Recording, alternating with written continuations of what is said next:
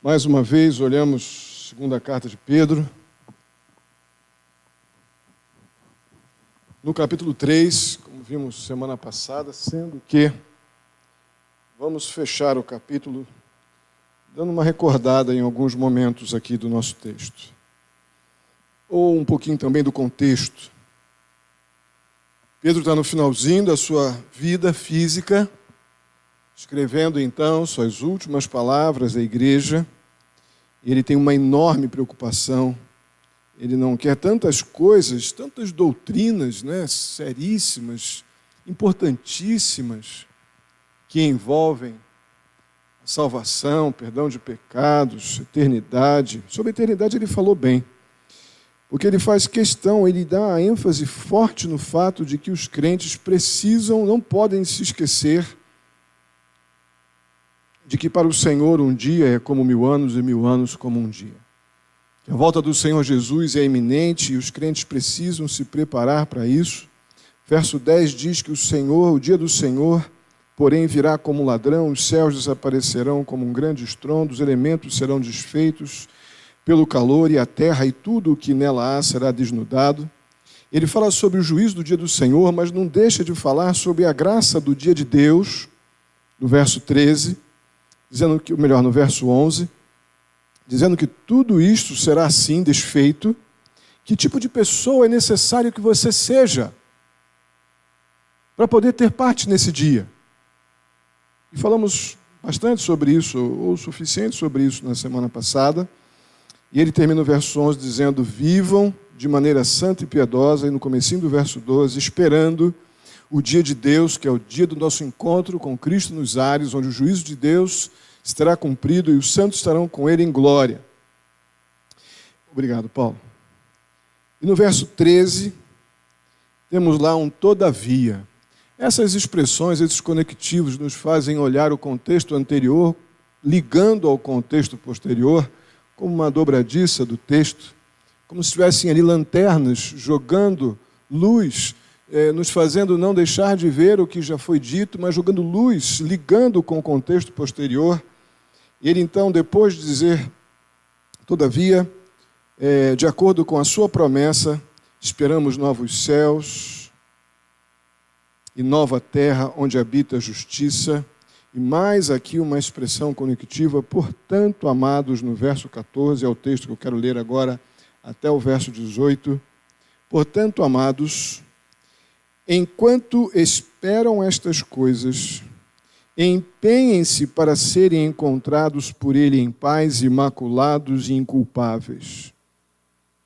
Tenham em mente que a paciência de nosso Senhor significa salvação, como também o nosso amado irmão Paulo lhes escreveu, com a sabedoria que Deus lhe deu. Ele escreve da mesma forma em todas as suas cartas, falando nelas destes assuntos. Suas cartas contêm algumas coisas difíceis de entender, as quais os ignorantes e instáveis torcem, como também o fazem com as demais escrituras para a própria destruição deles. Portanto, amados, sabendo disso, guardem-se para que não sejam levados pelo erro dos que não têm princípios morais, nem percam a sua firmeza e caiam. Cresçam, porém, na graça e no conhecimento de nosso Senhor e Salvador Jesus Cristo. A Ele seja a glória, agora e para sempre. Amém. Eu fico impactado, como já disse em outras ocasiões, quando tratei aqui as cartas de Pedro, com estas curtas cartas de quem não tem já muito a dizer, ou melhor, de quem tem muito a dizer e pouco tempo de vida para fazê-lo agora, já que Pedro está no finalzinho da sua carreira de vida. E ele, depois de fazer um desfecho importante na primeira parte do capítulo 3, lembrando que os crentes não podem esquecer de que o juízo do Senhor, a vinda do Senhor Jesus Cristo é certa, é iminente, que por mais que alguns digam que isso aí é utopia, que já é uma lenda, que já disseram tantas vezes que Jesus vai voltar e nunca voltou, isso já nos dias dele lá, né? Ele adverte os crentes, alguns distraídos, outros dispersos, outros muito ligados, se sentindo santamente exortados. Os exorta para o fato de que um dia para o Senhor é como 1000 anos e 1000 anos como um dia. Então, das muitas afirmações das cartas de Paulo quanto à vinda do Senhor Jesus e a iminência dela, se nós olharmos cronologicamente, como falamos aqui semana passada, nós estamos apenas 2, no máximo 3 dias de uma possível vinda do Senhor Jesus, porque estamos há 2000 anos, 2000 e poucos anos, de que esses textos foram escritos e foi anunciada a vinda iminente do Senhor Jesus. Então, como um dia, como 1000 anos, 1000 anos como um dia, então isso foi anteontem. Nós deveríamos estar muito mais cuidadosos com a maneira como vivemos, como está dito aqui no verso 11, e menos distraídos, como aqui muitos da igreja para a qual Pedro está fazendo essas exortações, e Deus está nos exortando agora. Que tipo de pessoa é necessário que vocês sejam diante dessas verdades?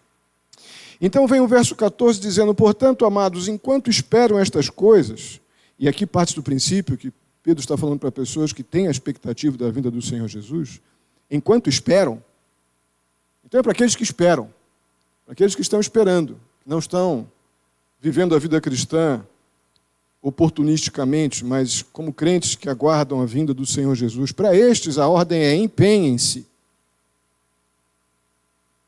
Empenhem-se. Dediquem-se para serem encontrados por Ele em paz. Esta paz aqui está ligada diretamente à segurança da salvação. Diretamente ligada à segurança da salvação. Não é uma paz de mundo, não é uma paz de circunstâncias, não é uma paz oportunista ou manipulada, mas é a segurança da salvação, é a paz daqueles que esperam confiantemente na vinda iminente do Senhor Jesus Cristo. E com o complemento: imaculados e inculpáveis. Aqui a exortação não é de uma impecabilidade. Aqui é, sem dúvida alguma, uma exortação de que os crentes que esperam a vinda do Senhor devem ser melhores do que aqueles crentes falsos que estavam na igreja onde Pedro estava ministrando. Os falsos mestres, falsos líderes. Vocês devem estar com uma postura de dignidade, de santidade, diferente destes. Lembrando que o contexto destas cartas, vários momentos são lembradas aqui a pregação dos falsos mestres e o duro combate que é travado por aqueles que ministram da parte do Senhor. E aqui é nesse sentido imaculados e inculpáveis, e não pessoas que não pecam, mas pessoas que estão, sem dúvida alguma, como pecadores, rendendo-se aos pés da cruz e jamais comparando-se ou medindo-se àqueles falsos que estavam também no meio da igreja. Tenham em mente que a paciência do nosso Senhor Jesus Cristo significa a salvação, como também o nosso amado irmão Paulo lhes escreveu, com a sabedoria que Deus lhes deu. Esse texto tem um link com o verso 9.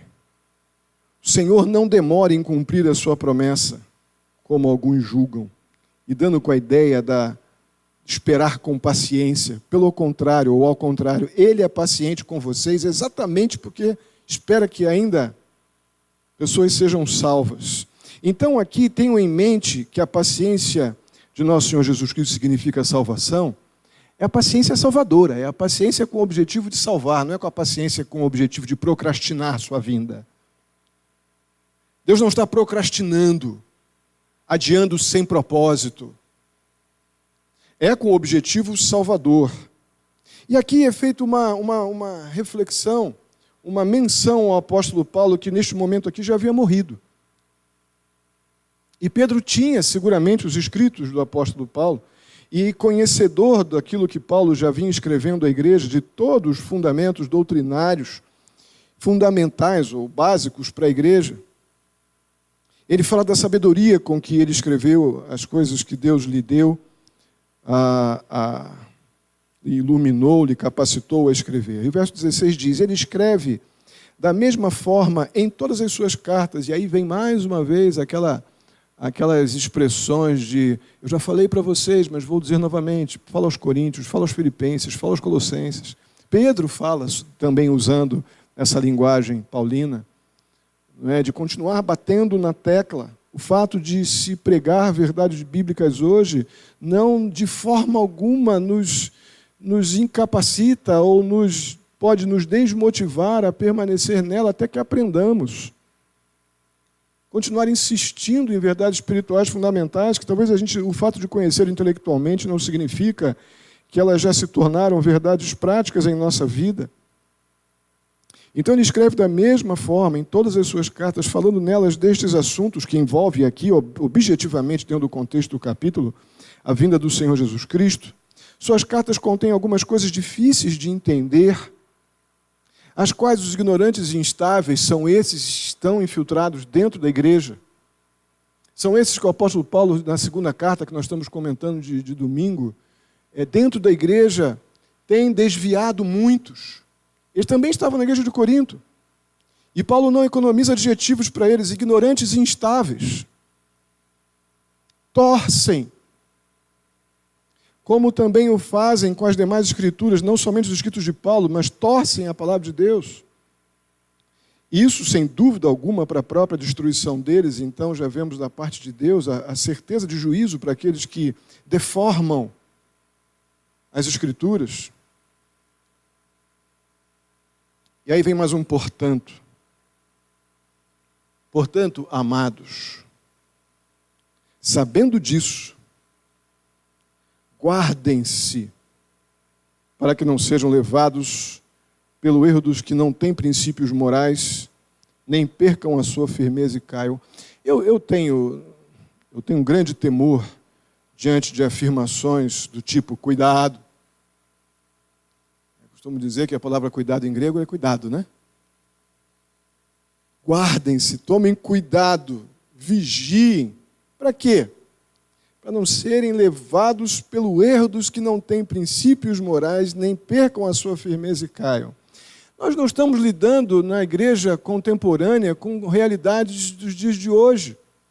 Não estamos lidando com circunstâncias de pessoas falando coisas que estão distantes de fundamentos bíblicos, distante. E estão aí juntando multidões de pessoas que não estão indo para as Escrituras, mas estão com os ouvidos doidos por uma coçadinha, como disse Paulo para Timóteo. Multidões têm sido guiadas por distorções da palavra de Deus. Uma breve sentença das Escrituras e todo o restante é por conta do grupo, da denominação, enfim, daquele líder, daquele, aspas, ministério. Como as pessoas parece que tratam as Escrituras como algo ultrapassado, como algo que tem valor para mim de acordo com aquilo que se conforma ao meu momento, caso contrário é para aquela cultura, é para aquele tempo, é para aquilo isso ou para aquilo outro. Até para as questões culturais, como estamos vendo na EBD de domingo. Nós estamos ali, nós vemos o caráter de Deus nas questões culturais e podemos perfeitamente pegar princípios eternos extremamente importantes, fundamentais para a nossa vida cristã.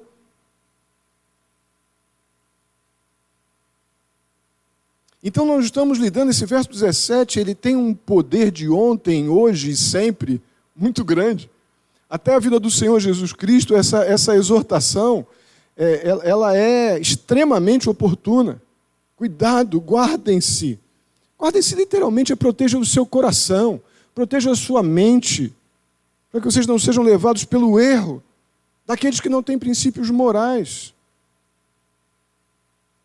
Nem percam a sua firmeza e caiam.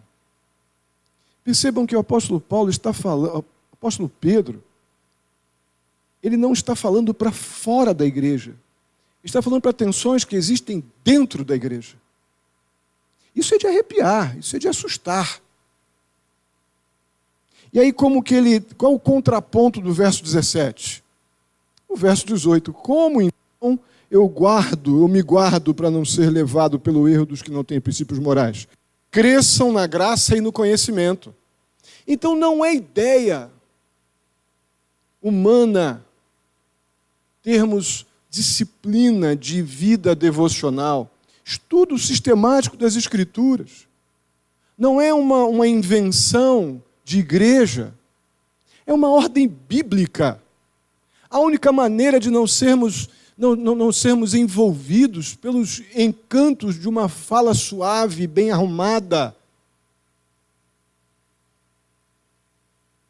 é quando estamos tão fundamentados em verdades bíblicas, crescendo na graça, a ideia de percepção da salvação plena e clara, constante, no conhecimento da palavra do Senhor e Salvador Jesus Cristo.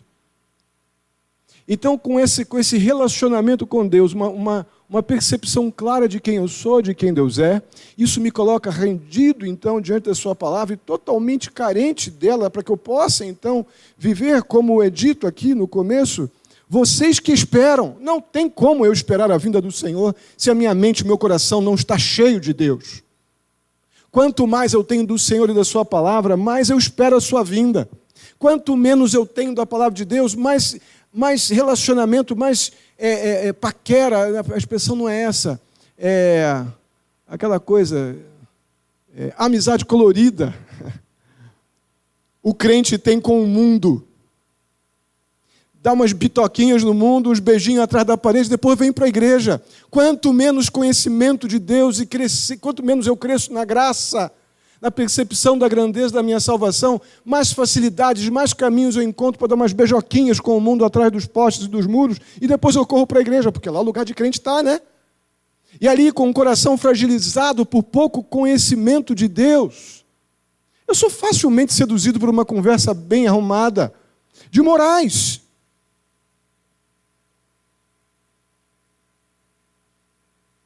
Daqueles que o apóstolo Paulo, em 2 Coríntios, exortava, que estavam ali semeando discórdia com inverdades aparentemente bíblicas. Inverdades para nós, mas ele queria aqueles queriam que fossem verdade para eles. Cresçam na graça e no conhecimento do nosso Senhor e Salvador Jesus Cristo. E aí termina Pedro suas últimas palavras. E eu pensava se as minhas últimas palavras serão essas. A Ele seja a glória, agora e sempre. Amém. As últimas palavras de um homem dizem muito sobre o que ele foi a sua vida, né? A Ele seja a glória, agora e para sempre. Amém. Amados, eu desejo que a gente possa estar entre aqueles que esperam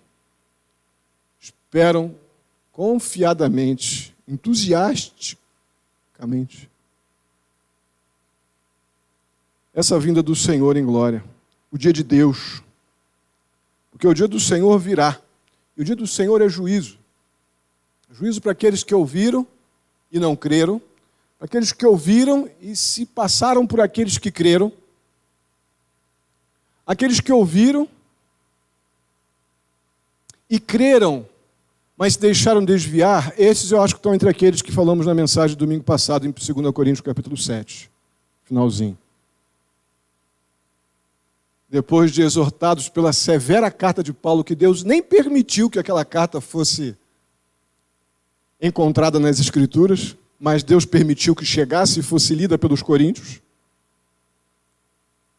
Aquilo gerasse um profundo arrependimento no coração daqueles homens e mulheres, e ali se arrependessem e restaurassem, então, através do arrependimento, a comunhão com Paulo, comunhão com Tito, que também estava, seguramente Paulo estava apreensivo como os crentes de Corinto tratariam Tito, e eles então exortados severamente, de forma que nem nós sabemos, porque Deus não permitiu, mas aquilo ali foi oportunidade de arrependimento, de confissão, de reconciliação. Cresçam, porém, na graça e no conhecimento de nosso Senhor e Salvador Jesus Cristo. Interessante que Paulo não, apesar de todas as pressões, ele não deixou em momento algum de ensinar fundamentos bíblicos que envolviam sempre o Evangelho. Sempre o Evangelho. Porque se não for pelo Evangelho que a gente se arrepende e se reconcilia com Deus, não vai ser por ativismo, não vai ser por animações de púlpito, não vai ser por invenções que a gente faça para deixar todo mundo alegrinho e animado. Se não for o Evangelho que me move na direção de Cristo como um pecador arrependido e me deixo mover pela graça, a gente pode fazer o que quiser. A alegria vai acontecer, mas vai passar rapidinho também. Não é? E eu creio que essa é a batida de Paulo o tempo todo. Por isso, crescer na graça e no conhecimento de nosso Senhor Jesus Cristo é fundamental para que a gente possa chegar no final da nossa história e poder dizer como últimas palavras como as de Pedro: a Ele seja a glória, agora e para sempre. Amém. Amém? Vamos fechar os olhos e orar. Bondoso e amado Deus, obrigado. Obrigado por este pequeno e tão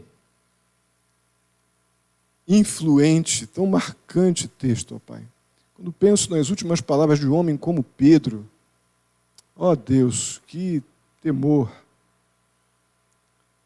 Que isso, de fato, esteja guardado na minha cabeça, na nossa cabeça. As realidades daqueles que esperam a Tua vinda, ó Deus, isso afeta nosso relacionamento contigo, uns com os outros. Este final foi escrito para aqueles que esperam. Acredito até que aqueles que não esperam nem vão entender o que está escrito aqui.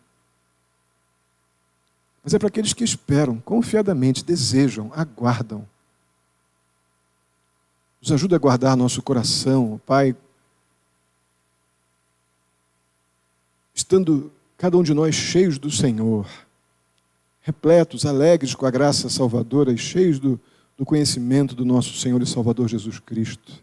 Conhecimento que nos humilha, conhecimento que nos coloca de joelhos, ó Pai, nos coloca a serviço do nosso Senhor e Mestre. Sê conosco, Pai. Ajuda-nos. Muito obrigado pela Tua palavra mais uma vez. Em nome de Jesus. Amém.